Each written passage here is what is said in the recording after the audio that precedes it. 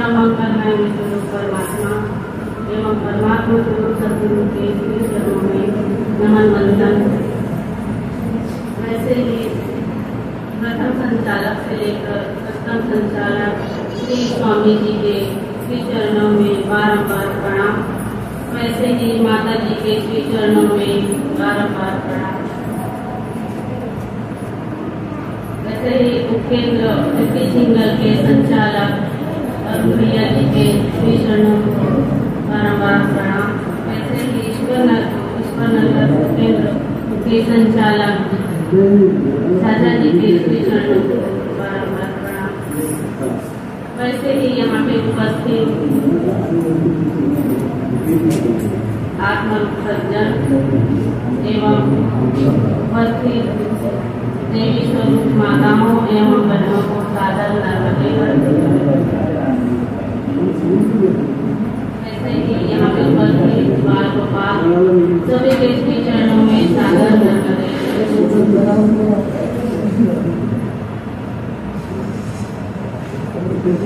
आज बड़े सौभाग्य की बात है कि यहाँ पर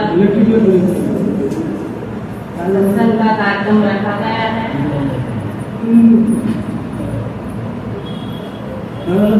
हम सभी को सत्संग की आवश्यकता है। ये कार्यक्रम आज गुरु पूर्णिमा के उपलक्ष्य में रखा हुआ है। गुरु की आवश्यकता हम सभी को है। गुरु तो हम जैसे ही इस दुनिया में आते हैं सभी से हमें गुरु की आवश्यकता होती है। सर्वप्रथम हमें माता जो है वो हमारी प्रथम गुरु है, क्योंकि हमें हर किसी की पहचान कराती है माता। पिता की भी पहचान हमें माता ही कराती है। जो सभी का जो है पहचान माता के जरिए हमें होता है। वैसे ही हम जब स्कूल जाते हैं तो हमारे जो स्कूल के जो गुरु हैं उन्हें वो भी हमें किस चीज की ज्ञान देते हैं, जो भी पुस्तक में है उसका ज्ञान देते हैं। भौतिक ज्ञान जो भी हमें जो प्राप्त होता है वो हमें भौतिक ज्ञान मिलता है। जो वास्तविक जो ज्ञान है वो हमें किसके द्वारा मिलता है? सद्गुरु।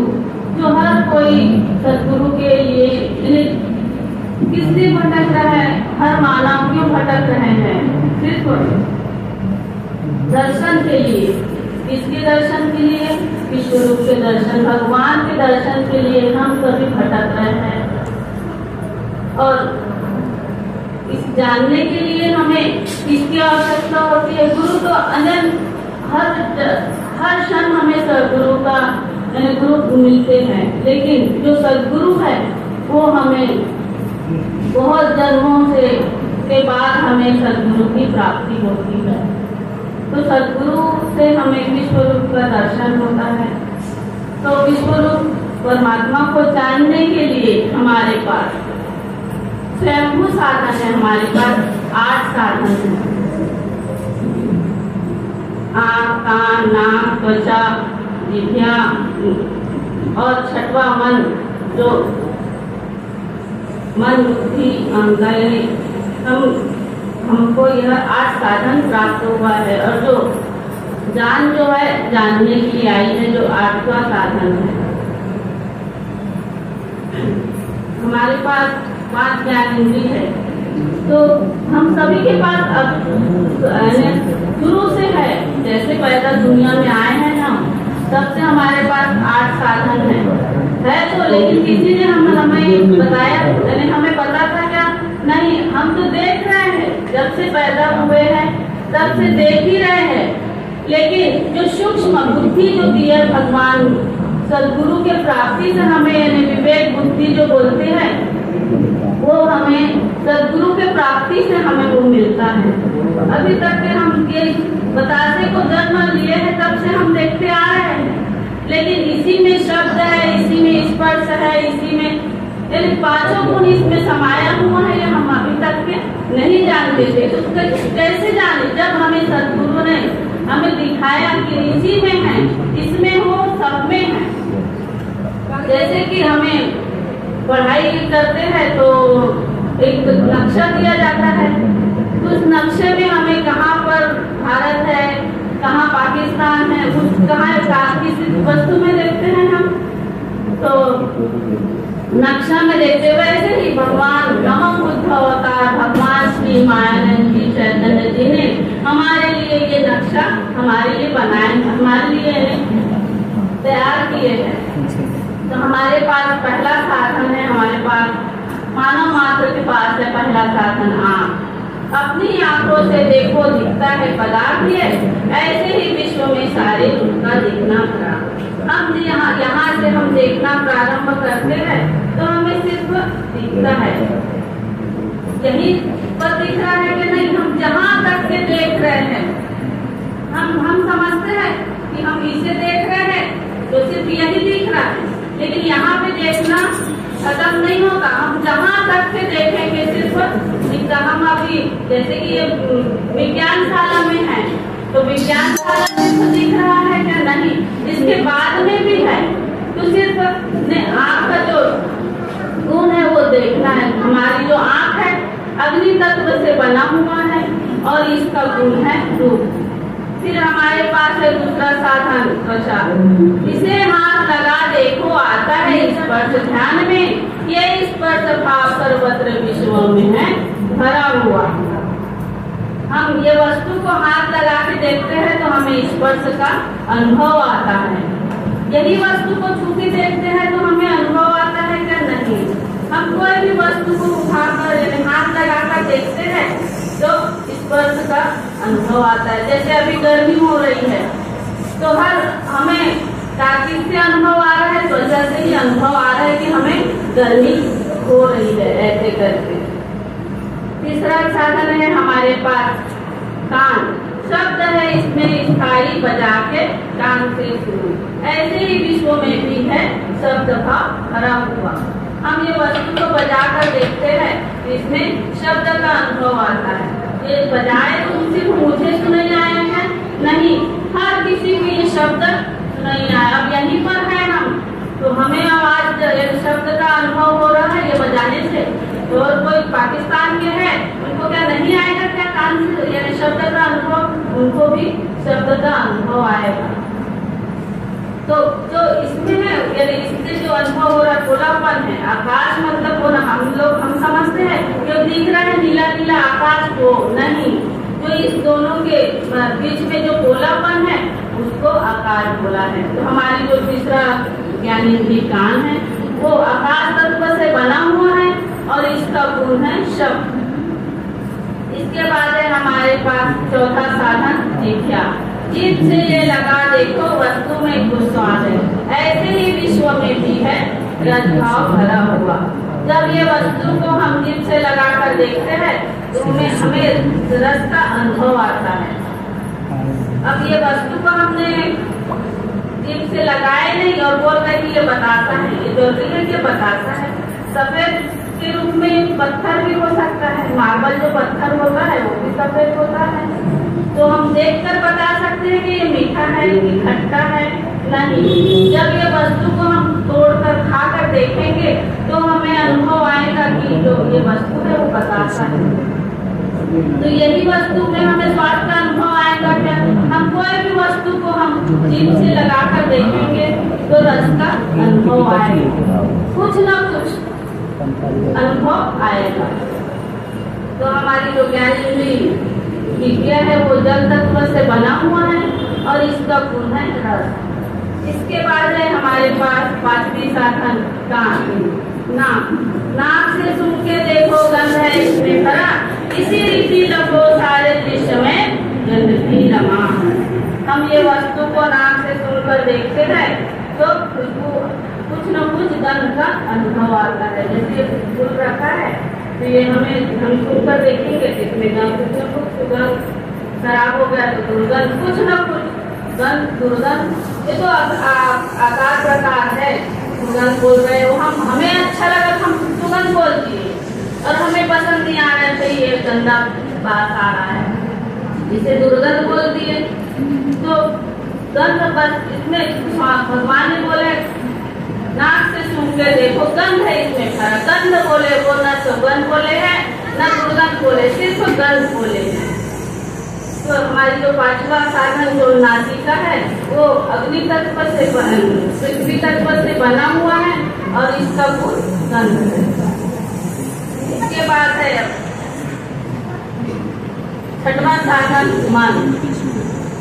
जो मन है हम तो अब ये बता दिए कि इसमें शब्द है, स्पर्श है, रूप है, इसमें हर चीज पांचों को हमने बता दी। लेकिन अब मन को हम बताएंगे तो बता सकते हैं कि मन को हाथ लगाकर स्पर्श करके नहीं बता सकते। तो इसलिए बोले भगवान ने पांचों ज्ञान इंद्रियों से वे दिखने के नहीं कभी, जाने का मन वे तीनों और उनके स्वधर्म को। ये वस्तु, अब ये वस्तु को हम समझ करके भगवान ने इसलिए सर्वांग योग के 5वें अध्याय में बोले हैं, घी के साथ मिला देखो वस्तु में गुण सत्व है, संपूर्ण विश्व में भी है ऐसे ही ये भरा हुआ। जब ये वस्तु को हम चूरा करके घी के साथ फेंट कर हम खाते हैं तो खाते समय भी अच्छा लगना, इसका परिणाम भी अच्छा। इसी को शास्त्रकारों ने सतोगुण कहा है। अब इसी वस्तु को हमने जल के साथ मिलाकर हमने पिए तो पीते समय अच्छा और परिणाम में बुरा। तो सर्वांग योग में लिखा है भगवान ने, जल के साथ पीने से वस्तु में गुण है रजो, यह प्रत्यक्ष दिखेगा वैसे ही इसकी विश्व में। जब ये वस्तु को हमने जल के साथ शरबत बना के पिए, पीते समय अच्छा और परिणाम में बुरा, इसी को शास्त्रकारों ने रजोगुण नाम दिए हैं। इसके बाद है सर्वांग योग में बोले हैं कि अकेली वस्तु खाने से दिखेगा कम है भरा, इसी रीति रहे संपूर्ण विश्व में। जब ये वस्तु को हमने खा के देखे तो ये कठोर है, खाते समय दबाने में भी तकलीफ, क्योंकि ये हार्ड है, कड़क है। इसे खा लिए तो दांतों में टकराहट हो गई, जबड़े छिल गए। अब खा तो कैसे भी हमने खा लिए इसे, अब खाने के बाद पेट में जाने के बाद पानी को, क्योंकि ये जो शक्कर है वो गर्म होता है, तो हमने खा लिए तो पूरा पानी को शोषित कर लिया। तो इसे खाए तो भी परिणाम, खाते समय भी हमें तकलीफ हुई और बाद में भी तकलीफ महसूस हुआ। इसी को शास्त्रकारों ने तमोगुण नाम दिया। तो इसी वस्तु में है क्या? नहीं, हर एक वस्तु में हमें 3 गुण, हर वस्तु में 3 गुण समाया हुआ है। हम ही सुबह उठते हैं तो एकदम सतोगुणी रहते हैं। अब थोड़ा देर बाद अच्छा खाना वाना बना लेते, दोपहर हुआ तो रजोगुण में आ जाते हैं। उसके बाद जैसे ही रात हुई तो हम तमोगुण में आ जाते हैं। अरे हर चीज में यानी 3 गुण जो है वो समाया हुआ है। अब इसके बाद है जड़ और चेतन। हम ही में ये जड़ और चेतन है, हमने क्रम पाठ रखे हैं ना कि हम चेतन है और ये जड़ है, क्योंकि ये वस्तु रखा हुआ है तो ये जड़ है, और हम बोल रहे हैं, चल रहे हैं तो हम चेतन हैं। तो ये ठीक है, हम तो बोल रहे हैं ना, हम इसको ग्रहण नहीं करते हैं, हम इसको ग्रहण नहीं करते, हम तो चेतन है ना, तो हम ग्रहण नहीं करते, हम चेतन रहेंगे क्या?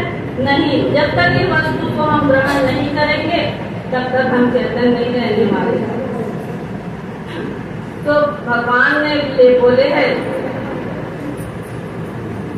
कि मन बुद्धिया जीवों में अन्न के द्वारा ये तीनों स्थूल रूप से कब बार बने वित्त वेग से कूदने लगे। जब ये वस्तु को हमने ग्रहण किए तो हमारे शरीर में कब बार पित्त बन के यही दौड़ने लगे। तो यहाँ पे भगवान ने हमारा जड़ और चैतन्य की ग्रंथि को छुड़ा दी। इसके बाद है सातवीं साधन बुद्धि। अब हम तो बोल रहे हैं, अभी तक के हमने देख ही रहे हैं कि भाई सर्वांग योग के 6वें अध्याय में बोलते हैं, अब अक्षर आत्मा को जानने की सूरी दिए लखाते हैं, इससे लेना श्रद्धा से सात्विक दिए। संपूर्ण विश्व की लीला छल में जिस हो रही, उसमें जो बैठी हैंगी अस्थि अस्ति भाति प्रियत्व से। अस्ति यानी है और दिख रही है वही प्रिय। तो हमें कौन सी वस्तु प्रिय नहीं है? हर वस्तु हमें प्रिय है। सुबह हम झाड़ू लगाते हैं, झाड़ू लगाने में प्रिय है क्योंकि हमें घर से कचरा बाहर निकालना है। हाँ, अब उसमें से भी हमें जो प्रिय वस्तु है उसे हम उठा लेते हैं। हर वस्तु, कोई वस्तु यानी हमारे प्रिय नहीं, ऐसा नहीं है। हर वस्तु हमें प्रिय है। जैसे कि अब ये बतासा है, ये बतासा हमें प्रयोग करने में प्रिय है। अब ये तो गोल गोल दिख रहा है इसलिए हमें प्रिय। अब इसको चूरा कर देंगे तो ये टुकड़े के रूप में है।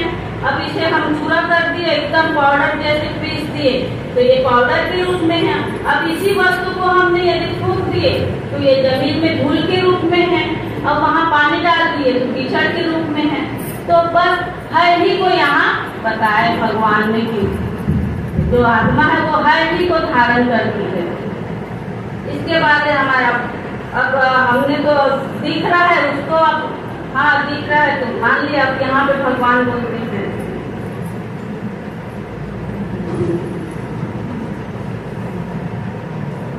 इसके बाद भगवान बोलते साकार और निराकार। जो दिख रहा है वो साकार है और जो नहीं दिख रहा वो निराकार है। तो इसमें जो नहीं दिख रहा है, अब बताइए, इसमें ये सफेद सफेद दिख रहा है, सफेद के साथ में मीठा है नहीं ना।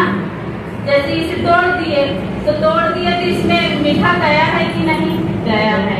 हम कोई भी वस्तु को हम यदि इसको तोड़ दिए तो ये जाएगा इसके साथ मीठा।